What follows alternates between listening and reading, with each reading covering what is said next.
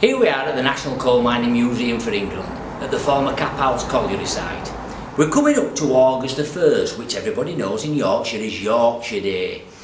Now, mining were very famous in the Yorkshire areas, other areas, and we had all sorts of different sayings, and what a lot of people don't realise today, some of the sayings that are still used are over 200 years old and were first used down these mines. One of the first sayings you might hear people say is, "Shut your trap." Shut your trap, where does that come from? Well, if you go back over 200 years ago, even down this coal mine, there would have been children working down the pit as trappers.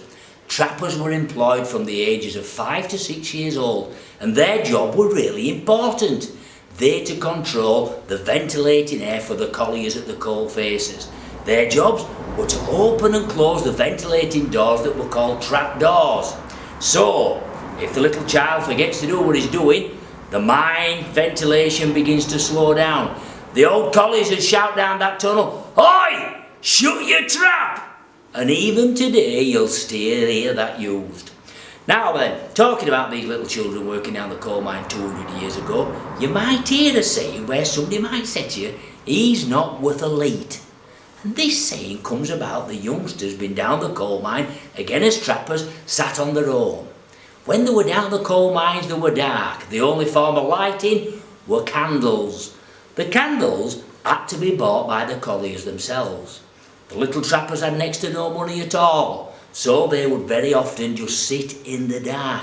And this is where the old saying comes from, "Them trappers they won't worth a light." Another saying that you might have heard, again comes from this period of time, when people might say to you, "It's as much use as a wet blanket." This comes from the era when down the coal mine safety lamps weren't used and the candles, as we talked about earlier, were used so the colliers could see. This caused a big problem. The coal mines could be gassy, so if the colliers went into an area of gas, they had their candle, there could be a large flame or even a big explosion. So what they would do, they would actually employ a man called a fireman. What he would do, he would start really early on the morning, go down the coal mine, and just before he got to the areas where the colliers would be later on in the day working, where the gases could be present, he would then light a candle at the end of a long pole.